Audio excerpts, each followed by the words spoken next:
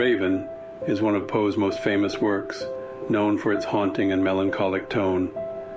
The poem begins with the narrator, a man who is alone in his chamber, reading books in an attempt to forget his lost love, Lenore. Then he hears a tapping at his door, which he initially believes to be a visitor. However, when he opens the door, he finds no one there. The tapping continues, and the narrator begins to feel a sense of unease. Suddenly, a raven flies in through an open window and perches on a bust of Pallas Athena, the goddess of wisdom, peace, and prosperity, and the daughter of Zeus. The raven speaks a single word, nevermore, and the narrator becomes fixated on the bird and its word. He begins to question the raven about his lost love, Lenore, and the possibility of seeing her again, but the raven always responds with, nevermore. The narrator's obsession with the raven and its word begins to drive him to madness, as he is unable to escape the constant reminder of his loss. Poe's use of repetition, particularly the repetition of the word nevermore, adds to the poem's eerie tone. The rhyme scheme of the poem also contributes to its musicality and memorability. The Raven is considered a classic of American literature and a masterpiece of Poe's writing. Poe never provides a detailed description of Lenore, and the reader is only given a sense of her through the narrator's memories and his fixation. Lenore is mentioned several times throughout the poem, but her specific identity remains a mystery. Lenore could be interpreted as a personification of the narrator's grief and longing for what he has lost. It is also possible that Lenore was a real person whom Poe knew, and that the character of Lenore in the poem was based on her. But it is important to note that Poe never revealed who Lenore was, or whether she was a real person or a fictional character. It is left to the interpretation of the reader. It should be noted, however, that one evening, Poe noticed that his wife's piano playing had stopped, as she had started coughing. When he went to investigate, he noticed that the piano keys were covered in blood. In 1847, Poe's wife, who was also his first cousin, Virginia Eliza Clem Poe, whom he had married when she was 13 and he was 27, died of tuberculosis. Poe was deeply affected by Virginia's death, and it is believed that he never fully recovered from the loss. He wrote several poems and stories that are thought to be inspired by his grief over her health, including The Raven and Annabel Lee. Poe's love for Virginia was very strong, and her situation had a profound impact on him, both emotionally and creatively.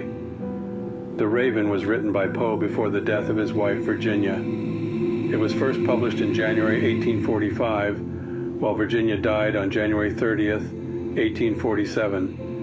In 1849, at age 40, Poe was found dead in a street gutter. In The Raven, the knocking on the door that the narrator hears at the beginning of the poem can be interpreted as a symbol of the narrator's longing and desire to see his lost love again. The knocking can also be seen as a sign of the narrator's subconscious desire to confront his own grief and accept Lenore's death. Else it might be interpreted as a sign of the supernatural, as it is not clear who or what is making the noise. This lack of clarity adds to the eerie and mysterious atmosphere of the poem and foreshadows the raven's arrival, which could also be seen as a supernatural event. Maybe the knocking on the door is the narrator's conscience, trying to make him face his own guilt and the mistakes he made with his lost love. In general, the knocking on the door may be a symbol of the narrator's inner turmoil and the things he is trying to avoid or ignore. In that respect, it is a representation of the things that he cannot escape. Poe was known for his love of wordplay, and the Raven's name, Nevermore, can be interpreted as forever gone or never again, which is fitting for the theme of the poem.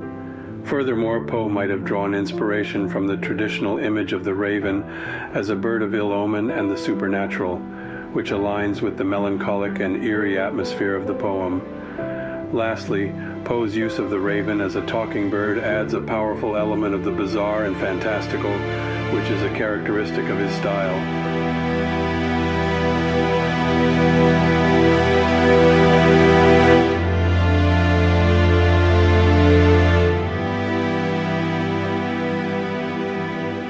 Once upon a midnight dreary, while I pondered, weak and weary, over many a quaint and curious volume of forgotten lore. While I nodded, nearly napping, suddenly there came a tapping, as of someone gently rapping at my chamber door. "'Tis some visitor," I muttered, tapping at my chamber door, "only this and nothing more." Distinctly I remember it was in the bleak December, and each separate dying ember wrought its ghost upon the floor. Eagerly I wished the morrow, vainly I had sought to borrow from my books surcease of sorrow for the lost Lenore, for the rare and radiant maiden whom the angels name Lenore, nameless here forevermore.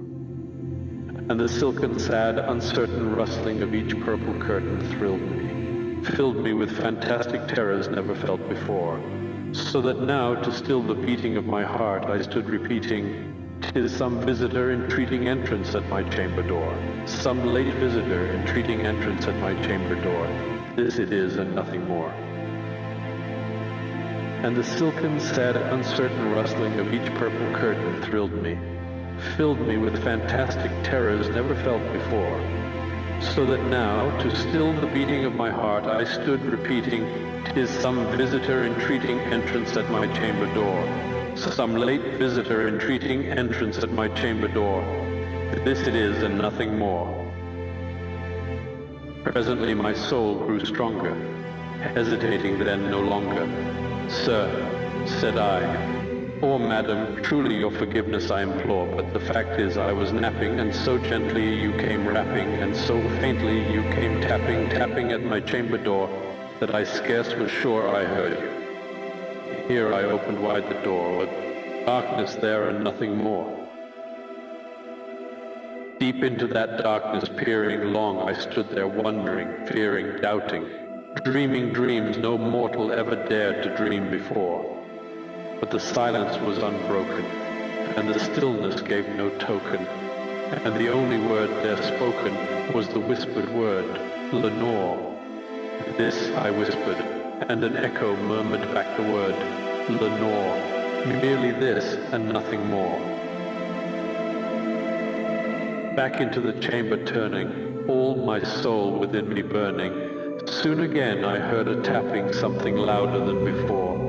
"Surely," said I, "surely that is something at my window lattice. Let me see then what thereat is, and this mystery explore. Let my heart be still a moment, and this mystery explore. 'Tis the wind and nothing more." Open here I flung the shutter, when with many a flirt and flutter, in there stepped a stately raven of the saintly days of yore.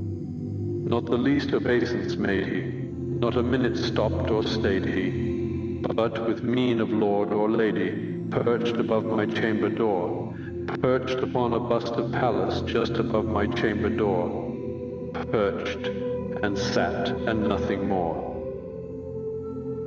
Then this ebony bird beguiling my sad soul into smiling, by the grave and stern decorum of the countenance it wore, "Though thy crest be shorn and shaven, thou," I said, "art sure no craven, ghastly, grim, and ancient raven, wandering from the nightly shore. Tell me what thy lordly name is on the night's Plutonian shore?" Quoth the raven, "Nevermore." But the raven, sitting lonely on the placid bust, spoke only that one word, as if his soul in that one word he did outpour. Nothing further than he uttered, not a feather than he fluttered, till I scarcely more than muttered, "Other friends have flown before. On the morrow he will leave me, as my hopes have flown before." Then the bird said nevermore, startled at the stillness broken by reply so aptly spoken. "Doubtless," said I, "what it utters is its only stock and store caught from some unhappy master, whom unmerciful disaster followed fast and followed faster, till his songs one burden bore, till the dirges of his hope that melancholy burden bore of never, nevermore." The raven still beguiling all my sad soul into smiling, straight I wheeled a cushioned seat in front of bird and bust and door.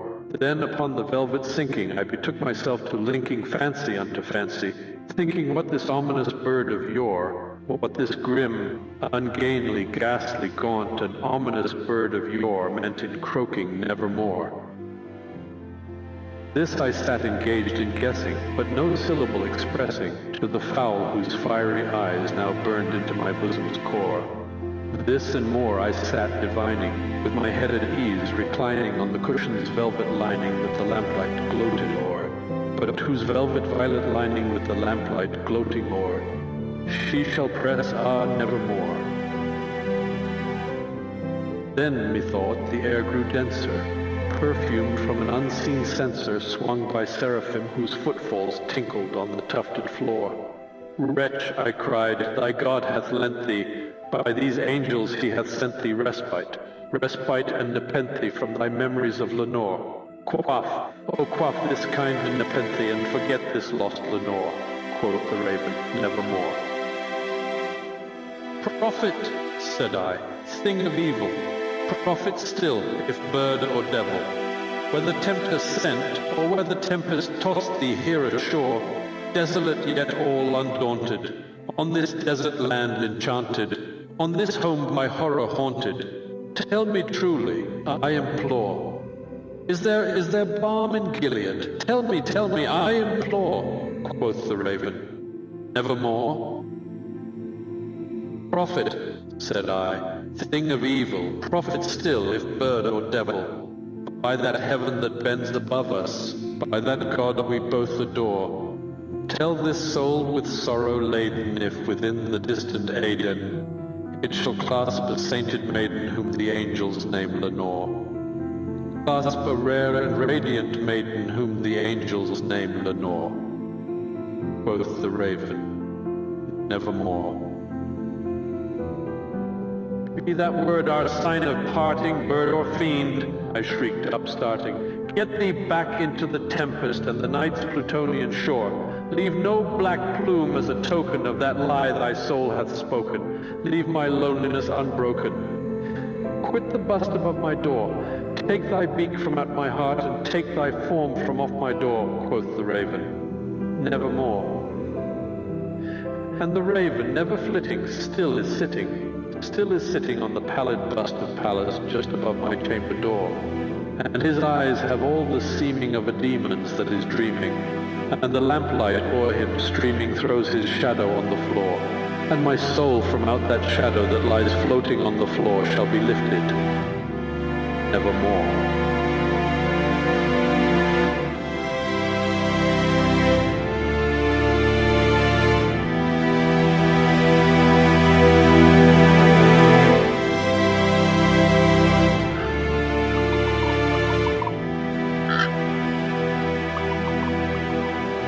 Some footnotes that may be of interest. Surcease. Surcease is a noun that means the stopping or cessation of something. It can also mean a release from pain, distress, or trouble. In the context of the raven, the word surcease is used as a metaphor to the narrator's desire for an end to his grief and longing for his lost love Lenore. Obeisance. In the context of the raven, obeisance means a gesture of respect or deference, such as a bow or curtsy. In stanza 8 of the poem, the raven enters the room, and it says, "Not the least obeisance made he, not a minute stopped or stayed he," meaning the raven made no gesture of respect or deference to the narrator upon entering the room. Instead, it just perched on the bust of Pallas without any regard to the person present in the room. Pallas. The bust of Pallas is used as a symbol of wisdom and learning. Pallas Athena, also known as Athena Parthenos, is the Greek goddess of wisdom, courage, inspiration, civilization, law and justice, strategic warfare, mathematics, strength, strategy, the arts, crafts, and skill. Meanwhile, the narrator of the poem is an educated man, a student of books of forgotten lore. So the raven perches on a bust of Pallas, the goddess of wisdom, as a representation of the narrator's own intellectual pursuits. Additionally, the fact that the raven perches on the bust of Pallas, and not on a bust of any other god or goddess, may also imply that the narrator's wisdom and knowledge are not enough to understand the meaning of the raven's presence and the message it carries. Plutonian. The night's Plutonian shore is a metaphor for death and the afterlife. It is used to describe the place from where the raven comes, and the place where it may eventually return. Plutonian refers to Pluto, the ancient Roman god of the underworld. The metaphor of the night's Plutonian shore emphasizes the ominous and sinister nature of the raven's presence, as well as the narrator's fear of death and the unknown. It can also be seen as a metaphor for the narrator's descent into the darker regions of his mind and soul. Seraphim. The phrase "swung by seraphim" is used to describe the censer that is perfuming the air in the narrator's chamber.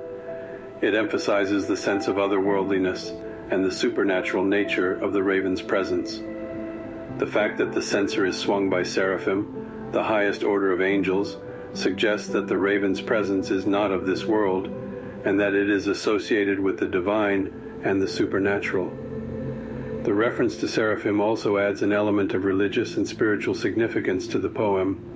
The narrator's encounter with the raven can be seen as a manifestation of his own spiritual struggles and yearning for salvation. Nepenthe. Quaff, O quaff this kind nepenthe, is a reference to a drug or potion that is able to induce forgetfulness and bring about a sense of calm and peace. In Greek mythology, Nepenthe was a potion given by the gods to help forget pain and sorrow.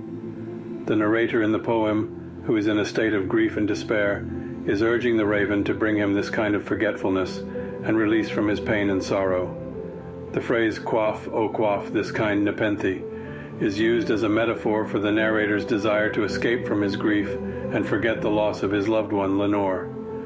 By urging the raven to bring him this potion, the narrator is expressing his desperation to find a way to alleviate his emotional pain and suffering. Gilead. The question, is there balm in Gilead? Tell me, I implore, is a metaphor for the narrator's search for a cure or a solution to his emotional pain and suffering. The narrator is asking the raven if there is any hope for him to find relief from his grief. Is there a cure for his sorrow? Gilead is a region mentioned in the Bible, specifically in the Old Testament. Gilead is generally associated with the mountainous region east of the Jordan River in modern-day Jordan, Lebanon, and Israel. In biblical times, it was known for its balm, a medicinal ointment made from resin, which was used to heal wounds and injuries. The reference implies that the narrator is searching for a healing ointment to soothe his wounds, but the raven's answer is, as always, nevermore. Aden. Distant Aden does not refer to a specific physical location. Instead, it is used as a metaphor for the afterlife and the realm of the dead. The name Aden is likely derived from the Arabic word Eden, which refers to the Garden of Eden from the Bible, a paradise or heaven where God dwells. The use of the word distant adds a sense of remoteness and unapproachability to the location, emphasizing the idea that the afterlife is a place that is far away and difficult to reach. The narrator is asking the raven if he will ever be reunited with his lost love Lenore in the afterlife. The raven's answer is, as usual, nevermore.